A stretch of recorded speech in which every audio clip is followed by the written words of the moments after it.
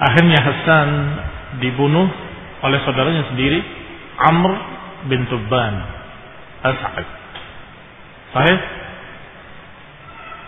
Atas dorongan teman-temannya dan orang-orang yang merasa capek sudah perang, berjalan perang terus ya, ekspansi sampai mereka merasa bosan, ingin kembali ke Yaman, sehingga membisiki Amr, kami akan menjadikan engkau raja, tapi syaratnya kau bunuh saudaramu itu Hasan.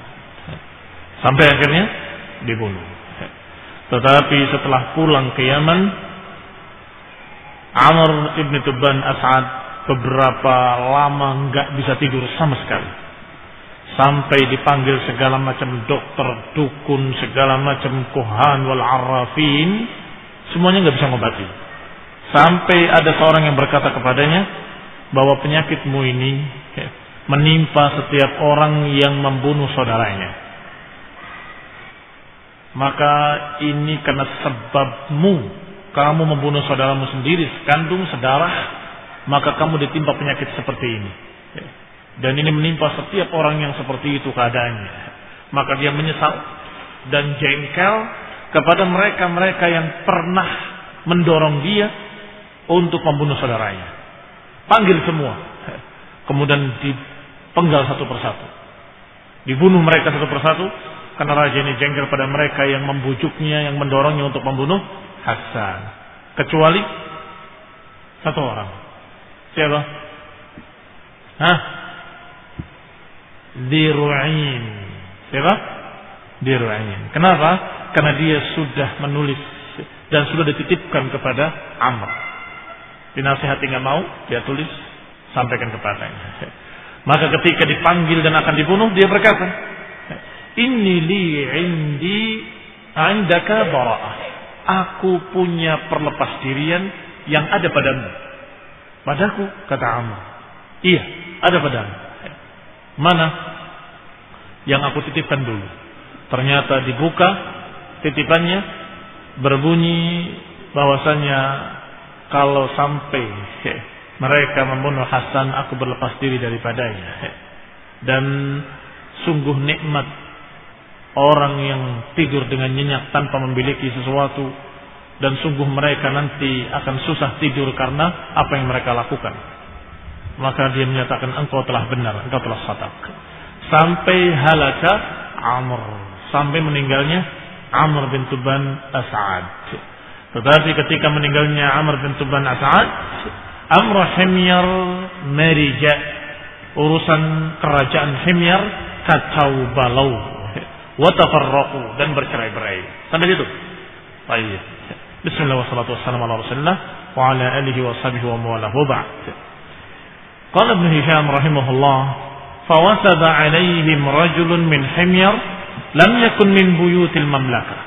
Karena sudah tercerai-berai kerajaan Himyar di Yaman, maka datanglah seseorang laki-laki yang segera menguasai dan memanfaatkan keadaan, yaitu seorang yang bernama Lakhni'ah Yanuf Dhu Shanair, atau kadang dibaca oleh mereka Dhu Shanair. Faqatala khiyarahum wa 'abatha bi buyuti ahli mamlakati minhum. Orang ini yang kemudian membunuh semua turunan kerajaan, keluarga kerajaan, dan kemudian berfoya-foya dengan semua harta benda kerajaan. Karena memang orang ini orang fasik. Wa kana Lakhni'ah imra'an fasiqan. Lakhni'ah adalah seorang yang fasik. Bahkan ya'mal 'amala qaumi Lut. Bahkan dia memiliki penyakit homo. Penyakit yang dia tidak suka pada perempuan, sukanya sama laki-laki. Laki-laki suka dengan laki-laki. Dan ini seperti kaum Lut yang Allah binasakan mereka. Allah azab mereka dengan diangkat desa mereka dan kemudian dikembalikan dalam keadaan terbalik, terhempas, sampai sekarang tanahnya dalam keadaan berbentuk danau, tertutup air, yang airnya sangat asinnya, yang tidak ada kehidupan sedikit pun. Itu pengaruh adab yang pernah diturunkan kepada kaum Lut karena perbuatan mereka, yaitu perbuatan homo. Maka khonibina Lakhni'ah ini adalah seorang yang fasik dan beramal dengan amal kaum Lut, homo. Fab'atha ila Zur'ah Zinuwas ibn Tuban As'ad. Maka dia memanggil salah satu turunan raja yang tersisa, masih muda belia, namanya Zur'ah. Zur'ah atau dijuluki dengan kunyah Zinuwas ibn Tuban As'ad. Saudaranya Hasan ibn Tuban As'ad. Wa kana sabiyan saghiran hina qutila Hasan. Dulu ketika Hasan dibunuh, Zur'ah ini masih kecil. Karena masih kecil tidak dihitung. Sehingga ketika Amr juga meninggal, dia belum ngerti apa-apa. Sampai hanya dikuasai oleh si fasik ini yang bernama Lakhni'ah. Ternyata berangsur-angsur besar menjadi pemuda yang ganteng. Thumma shabba ghulaman wasiman dahaibatin wa aqlin. Maka si Zur'ah ini menjadi seorang pemuda yang gagah, memiliki badan yang tegap, bagus dan cerdas. Falamma atahu rasuluhu arafa ma yuridu minhu. Karena cerdasnya ketika datang utusan raja fasik, kamu diundang, dipanggil oleh raja. Langsung dia paham, pasti urusannya itu. Karena dia senang dengan anak-anak muda yang ganteng, karena dia homo. Maka dia langsung paham. Fa'aqada sikinan hadidan latifan. Maka dia ambil pisau yang tipis tapi tajam. Fakhaba'ahu baina qadamihi wa na'lih. Dia letakkan antara kaki dengan sendalnya. Ini kaki, ini sendalnya, taruh di sini, diinjak di dalam sendalnya. Tsumma atahu, kemudian dia memenuhi panggilan raja. Falamma khala ma'ahu wataba ilaih. Ketika sudah di kamar berdua dengan raja tadi, wataba ilaih, raja tadi mulai mau memeluknya. Fawatabahu Dzunnuwas, maka Dzunnuwas lebih cepat menikamnya dengan pisau yang dia ambil dari kakinya. Fawaja'ahu hatta qatalah, maka ditikamnya sampai terbunuh raja tersebut. Tsumma kharaja 'alan nas, kemudian keluar menemui manusia. Kemudian mereka berkata, setelah melihat yang keluar justru Zur'ah ibn Tuban As'ad dengan kepalanya raja yang fasik tadi. Dan masyarakat, rakyat senang. Karena raja ini raja yang lalim, raja yang zalim, fasik, hanya berpaya-paya kerjaannya dan menindas rakyatnya. Sehingga ketika keluar pemuda tadi, dan memang dia yang berhak, karena dia turunan raja yang telah lalu, dan dia adalah saudaranya Hasan dan Amr, keluar dengan membawa kepalanya Lakhni'ah. Maka mereka pun berkata serentak, "Ma yanbaghi an yamlikuna ghairuka." Sungguh tidak pantas menguasai kami kecuali engkau, wahai Zur'ah. Enggak pantas memimpin kami sebagai raja kecuali engkau yang telah berjasa. Id arahtana min hadzal khabith, engkau telah mengistirahatkan kami dari si khabith ini. Khabith adalah orang yang jelek, yang fasik. Famalakuhu wajtama'at alaihi himyar.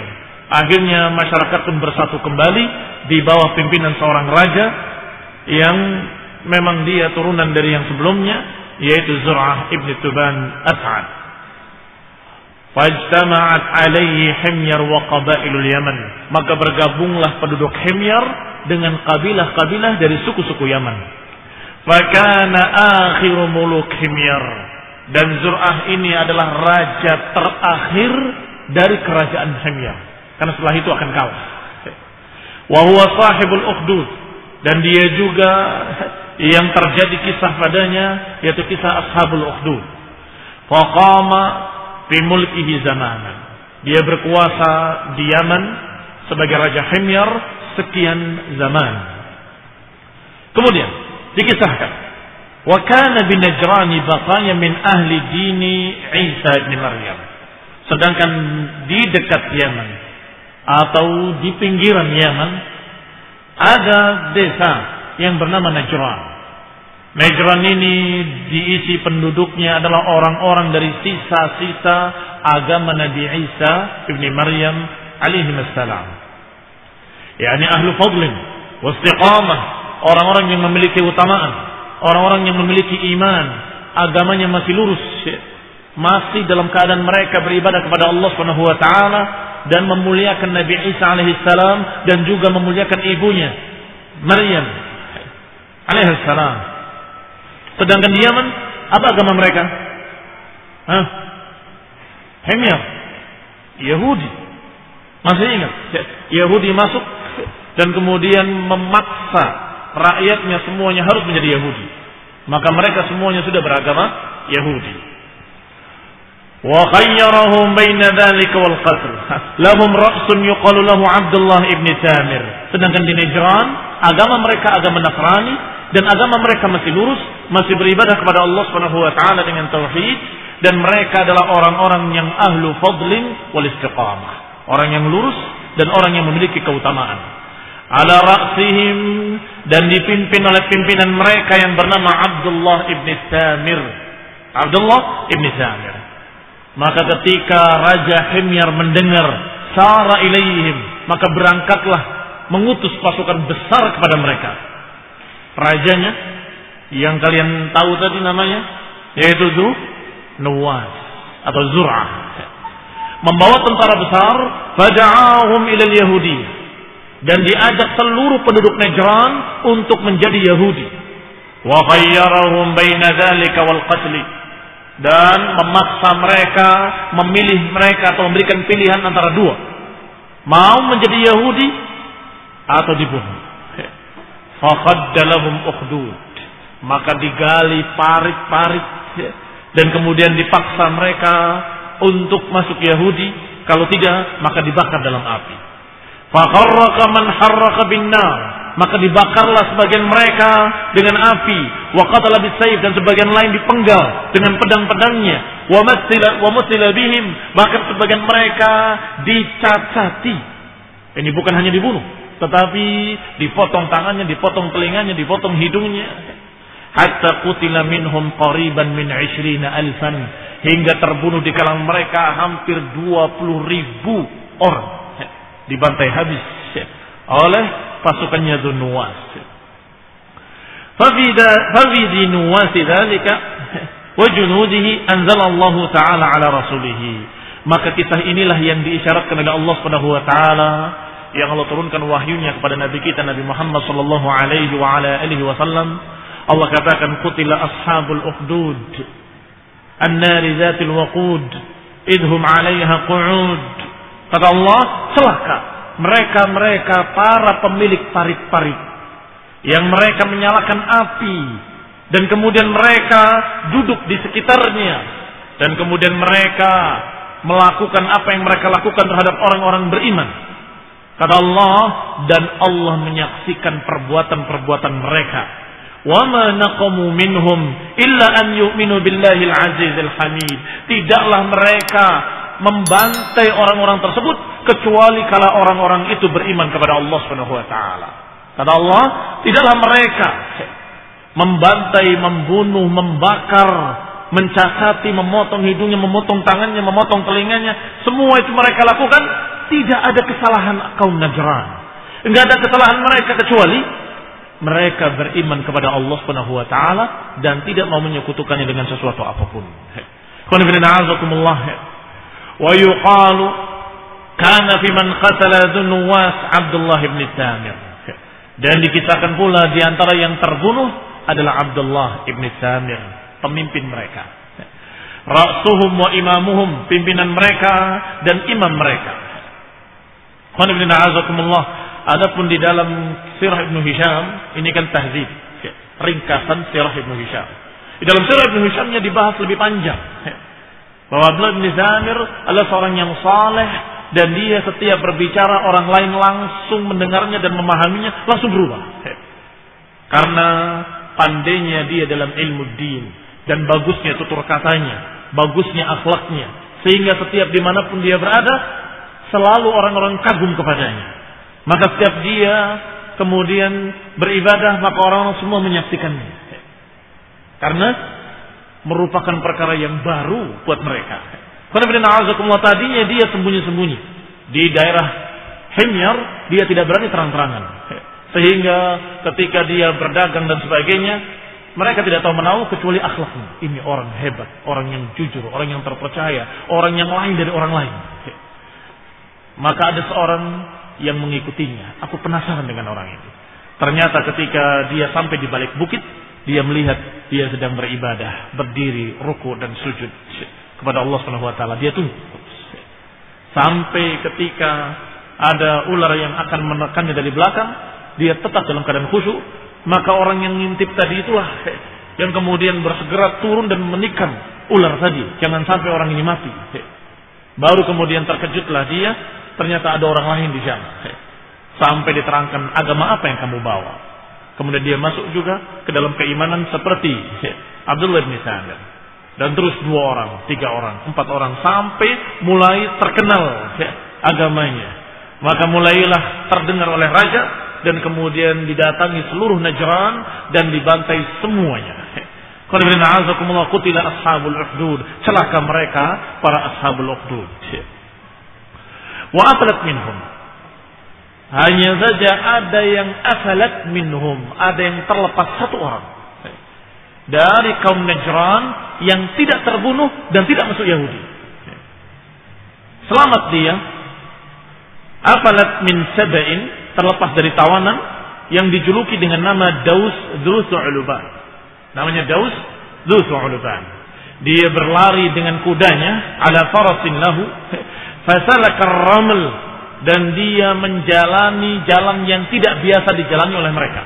Jadi di padang pasir, di padang batu, di gunung-gunung itu ada jalan yang biasa dilewati oleh musafir, ada jalan yang tidak biasa dilewati dan berisi batu-batu besar atau batu-batu kerikil besar yang disebut dengan ar-raml, dan biasanya lebih panas daripada tempat-tempat lain.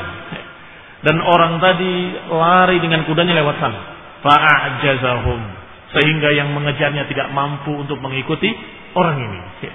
Famadha ala wajhihi dzalika hatta ata Qaisar. Maka dia berlari sampai menemui Kaisar. Kaisar adalah julukan raja bagi Romawi.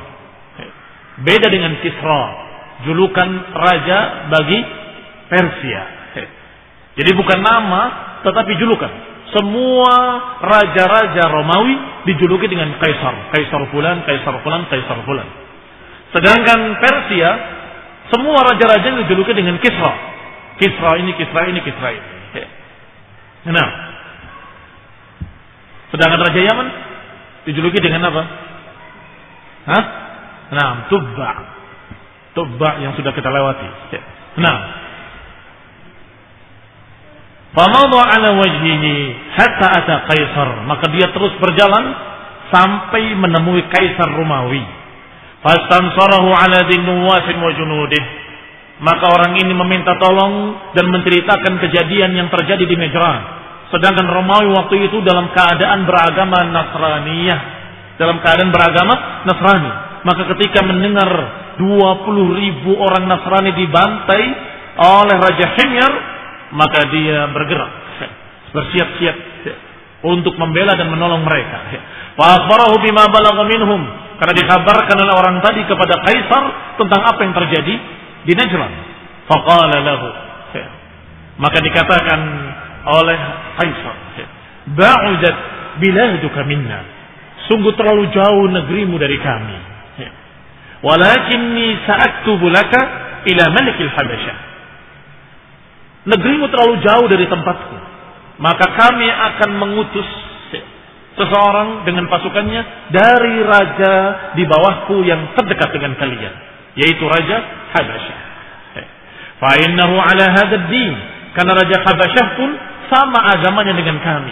Ini agama Nasrani. Wa huwa aqrabu ila biladik, sedangkan Habasyah lebih dekat dengan negerimu. Wa kataba ilaihi ya'muruhu binasrihi, maka ditulislah surat oleh Raja Kaisar atau oleh Kaisar Romawi ini ke Raja Habasyah, dan Raja Habasyah di bawah kekuasaan Kaisar Rum, memerintahkan bawahannya atau Raja Habasyah untuk membelanya, wa talab bisa'rih, dan memerintahkan untuk balas dendam untuk menyerang Himyar. Faqadima Daus ala Najasi bi kitab Kaisar. Maka Daus tadi membawa surat Kaisar ke Raja Habasyah yang dijuluki An-Najashi. An-Najashi. Faba'atha ma'ahu 70,000 min al-Habasyah. Maka dari Habasyah diutus pasukan besar yang berjumlah 70,000 pasukan Nasrani dari Habasyah. Wa ammarahum alaihim rajulan minhum, yang dipimpin oleh seseorang yang dijuluki dengan panggilan nama Aryab. Aryab. Wa ma'ahu fi junudihi, dan di pasukannya ada seorang pula yang memiliki kemampuan dan kehebatan dalam berperang yang bernama Abraha al-Ashram. Berarti yang memimpin Aryab. Tetapi dalam pasukannya ada seorang yang bernama Abraha. Farakiba Aryab al-bahra hatta nazala bi sahilil Yaman. Maka berangkatlah Aryab membawa pasukannya di pinggiran pantai Yaman. Wa ma'ahu Daus dzu Thu'luban. Yang bersamanya sebagai penunjuk jalan Daus dzu Thu'luban. Siapa Daus? Yang terlepas dari pembantaian Najran, lari ke Kisra. Oleh Kisra disuruh bawa surat ke Najasi, dan oleh Najasi diutus sebagai penunjuk jalan untuk pasukannya yang dipimpin oleh Aryab. Nah, falamma altaqaw hazama Dzunnuwas. Dikatakan di sini, wasara ilaihi Dzunnuwas fi himyarin. Maka berangkatlah Dzunnuwas dengan pasukan Himyar ketika mendengar ada pasukan Habasyah dengan pasukan besar, dengan tentaranya yang besar, maka Dzunnuwas juga mengerahkan tentaranya. Dan siapapun yang mentaatinya dari suku-suku Yaman, suku Yaman sukunya Arab, tetapi sudah dia taat kepada Dzunnuwas, maka ikut berangkat berperang bersama.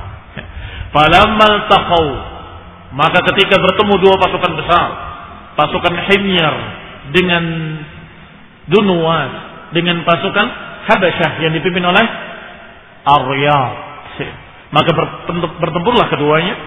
Falamma taqaw hazama Dzunnuwas wa ashabuhu, maka ketika bertempur kalahlah Dzunnuwas dengan pasukannya. Berarti yang kalah adalah pasukan Himyar.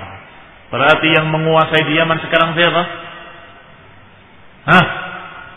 Naam, la yansuranna ardakumul Habash, kata si dukun kemarin. Kalian akan dikalahkan oleh Habash. Ini dimaksud Habasyah, pasukan Habasyah. Falamma ra'a Dzunnuwas ma nazala bihi wa biqaumihi wajjaha farasahu fil bahr. Maka Dzunnuwas ketika melihat pasukannya kalah dan pasukannya pontang-panting berantakan, maka dia pun lari dengan kudanya sampai ke lautan. Tsumma darabahu fadakhala bihi faqada bihi dahdah al-bahr. Maka dia lari terus ke lautan dan kudanya sudah mulai tidak bisa berlari, masih dicambuk lagi untuk berlari ke tengah lautan.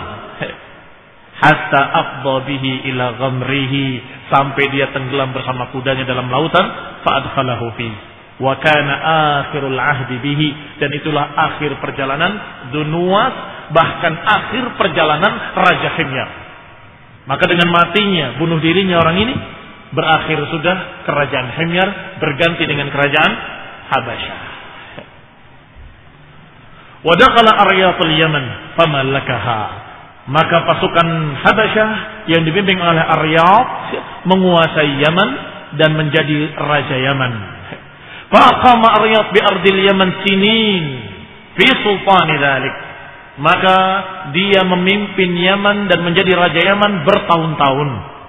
Tsumma naza'ahu fi amril Habasyah bil Yaman Abraha. Maka pada suatu hari mulai diganggu kerajaannya oleh bawahannya yang bernama Abraha. Abraha al-Habashi hatta tafarraqat al-Habasha 'alaiha. Mulai dihasut hingga sebagian tentaranya ikut Aryab dan sebagian tentara ikut Abraha. Fanhaza ila kulli wahidin minhuma ta'ifatun minhum. Maka mulai merapat masing-masing kelompok kepada pemimpinnya. Satu golongan mengikut kepada Aryab, satu golongan merapat kepada Abraha. Thumma zara ahaduhuma ila al-akhar dan kemudian satu kelompok dengan kelompok yang lain saling bertikai sampai hampir berperang. Falamma taqarraba an-nas arsala Abrahatu ila Aryab. Ketika sudah mulai genting dan hampir terjadi pertempuran yang sama-sama dari Habasyah, pertempuran yang sama-sama dari orang-orang yang diutus oleh Kaisar, mulai Abrahah berkata, mengutus utusannya untuk menyampaikan pesan. Innaka la tasna' bi an talqal habasyatu ba'daha bi ba'd hatta tafniha syai'an.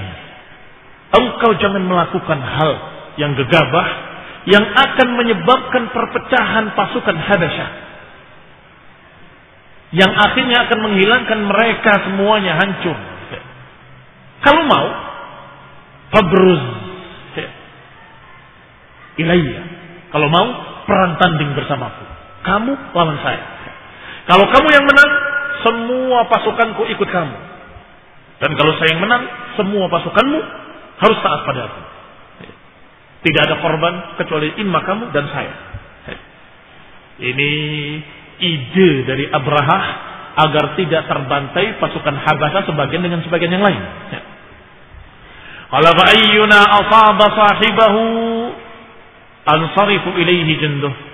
Maka siapapun yang terbunuh dari kita berdua, maka tentaranya bergabung dengan yang menang. Fa arsala ilaihi Aryad. Maka Aryad membalas suratnya, membalas utusannya dengan jawaban, ansafta, engkau telah berkata bijak. Usulanmu sangat bijaksana. Fa kharaja ilaihi Abraha wa kana rajulan qasiran lahiman. Maka terjadilah perang tanding antara dua orang ini, disaksikan dua pasukan tentara. Pasukan tentaranya Aryad dan pasukan tentaranya Abraha. Dan di tengahnya Abraha dengan Aryad bertanding, dan Abraha adalah seorang yang pendek, gemuk. Lahim. Lahim itu gemuk, banyak laham, banyak dagingnya, dan qasir, dia pendek. Wa kana dzadinin fin nasraniyah. Hanya saja dia lebih santri. Istilah mereka lebih beragama atau lebih beragama daripada Aryad. Wa kharaja ilaihi Aryad wa kana rajulan jamilan 'aziman tawilan. Adapun Aryad mulai keluar dia dari pasukannya, siap untuk perang tanding dalam keadaan seorang yang tinggi, gagah. Wa fi yadihi harbatan lah, wa fi yadihi harbatun lah, dan di tangannya ada tombak yang dipegangnya. Wa khalafa Abraha ghulamun lahu yuqalu lahu Atwadah. Tetapi Abraha punya budak yang setia membelanya dan diletakkan di belakang. Kamu di belakang saya. Apa maksudnya? Yamna dhahrahu. Dia melindungi punggungnya, jangan sampai ada yang membunuh dari belakang. Kamu lindungi saya dari belakang. Fa rafa'a Aryad al-hirbah fa daraba Abraha. Maka mulailah perang tanding antara Aryad dengan Abraha sampai ketika Aryad menikamkan tombaknya ke muka Abraha, yuridu yafuqahu, inginnya menombak. Yafuk itu yang ada tepat di atas kepala, ubun-ubun. Yurid yafuqahu, ingin menusuk ubun-ubunnya Abraha, karena Abraha pendek. Maka dia yang tinggi sangat mudah untuk menikamkan tombaknya ke ubun-ubunnya Abraha. Fawaqatil hirbatu ala jabhatihi, tapi Abraha menghindar sehingga terkena hanya mukanya Abraha. Fasyaramat hajibahu wa anfahu, maka robeklah dari mulai alisnya sampai hidungnya, sampai dekat matanya, sampai dua bibirnya. Dan ini dalam bahasa Arab disebut ashram. Jadi kalau tadi kita menyebutkan nama Abraha al-Ashram, sesungguhnya namanya Abraha al-Ashram itu julukan. Apa ashram? Yang robek dari ujung kepala sampai ke bibirnya sampai mukanya, robek begitu. Ketika Abraha menghindar dan robek mukanya, dari belakang Atwadah langsung menikam Aryad, curang, langsung menikam Aryad dari belakangnya. Faqatalahu, maka terbunuhlah Aryad. Wa ansarafa jundu Aryad ila Abraha, Maka tentaranya Aryab mau kemana lagi kalau bukan mengikuti Abraha? Fajtama'at alaihi al-Habasyatu bil Yaman. Maka ketika itu bersatu kembali pasukan Habasyah dan kali ini dipimpin oleh Abraha al-Ashram. Nah, Allah taufiq wal afiyah. Kita lanjutkan insyaallah pada kisah mendatang billahi taala. Kalau kalian ingat lanjutannya atau kalian ingat apa yang hari ini. Kalau lupa enggak bisa dilanjutkan. Mafhum syarat? Paham syaratnya? Nah, barakallahu fiik. Subhanakallahumma hamdik. Asyhadu an la ilaha illa anta astaghfiruka wa atubu ilaik. Subhanakallahumma hamdik. Asyhadu an la ilaha illa anta astaghfiruka wa atubu ilaik. Subhanakallahumma hamdik.